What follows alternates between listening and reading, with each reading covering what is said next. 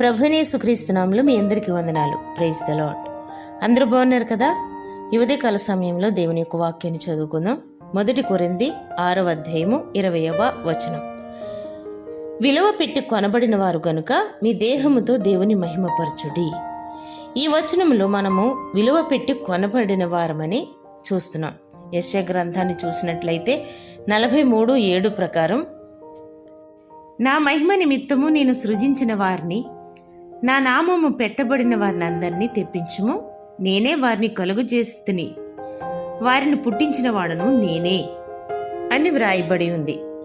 ఆయనే మనల్ని సృజించినప్పుడు మరలా ఎందుకు కొనవలసి వచ్చింది? దీని కారణమేమనగా, దేవునిచే సృజింపబడిన ఆది మానవులైన ఆదాము అవ్వలు సాతాను మాటలకు మోసపోయి దేవుడు తినవద్దనిన ఆ పండుని తినే ఆజ్ఞను అతిక్రమించారు. ఆజ్ఞ అతిక్రమమే పాపము గనుక దైవాజ్ఞను అతిక్రమించుట ద్వారా పాపులైరి. మరి తన మహిమ కొరకు చేసుకునేటువంటి వారిని సాతాను ఆశ చూపి దేవునికి దూరం చేసి తన వశము చేసుకుంది. సాతాను బంధకములలో, పాప సంకెళ్లలో ఉన్నటువంటి వారిని విడిపించటానికి వెల చెల్లించవలసి వచ్చింది. దేవుడు యేసు అను పేరున ఈ లోకమందు జన్మించి 33.5 సంవత్సరాలు మానవులతో సంచరించి ఆదామవ్వల ద్వారా వచ్చినటువంటి పాపము నుండి మనుషులను విడిపించటానికి కల్వరి శిలువలో తన పరిశుద్ధ రక్తాన్ని చిందించి మరణించి 3వ నాడు తిరిగి లేచారు. గనుకనే మనము విలువ పెట్టి కొనబడిన వారమయ్యాం.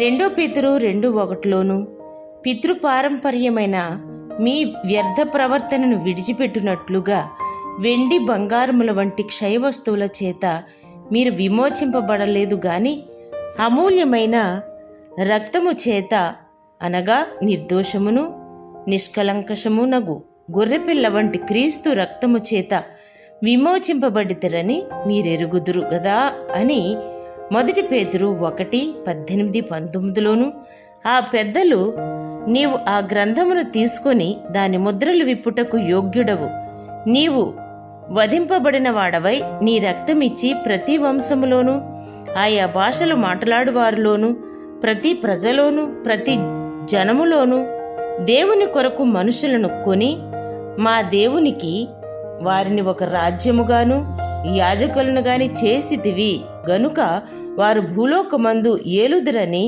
క్రొత్త పాట పాడుదురని ప్రకటన 5:9-10లో వ్రాయబడి ఉన్నవి. ఈ వచనముల ప్రకారము పాపమందు ఉండి విడుదల లేక పాప శిక్షను అనుభవించవలసినటువంటి మనలను తన విలువైన రక్తము చిందించుట ద్వారా యేసు ప్రభువారు కొన్నారని, విడిపించారని తెలుస్తుంది. గనుక నీ కొరకు తన రక్తమును వెలగా చెల్లించిన యేసునందు విశ్వాసం ఉంచి పాపములు ఒప్పుకుంటే విడుదల పొందగలవు. యేసును నిరంతరము మహిమపరచాలి. మహిమపరచుటకే ఆయన నిన్ను కొన్నాడు గనుక ఆయన మహిమపరచాలి. ప్రార్థన. మహాపరిశుద్ధుడైన మా ప్రియ పరలోకపు తండ్రి, ఈ పవిత్రమైన పుణ్యపాదాలకు స్తోత్రాలు. అవును ప్రభా, నీ రక్తాన్ని చిందించి నీ రక్తపు విలువతో మమ్మల్ని కొన్న దేవుడవు నాయన. అందును బట్టి స్తోత్రాలు. ప్రతి క్షణము ఆ శిలువ వైపు చూస్తూ నిన్ను స్మరించి స్తుతించేవారముగా నాయనా మేము ఉండేటట్లు సహాయం చేయండి. నీ త్యాగాన్ని గుర్తు చేసుకుంటూ నీ సన్నిధిలో ఒదిగి ఉండే కృప మా అందరికీ అనుగ్రహించండి.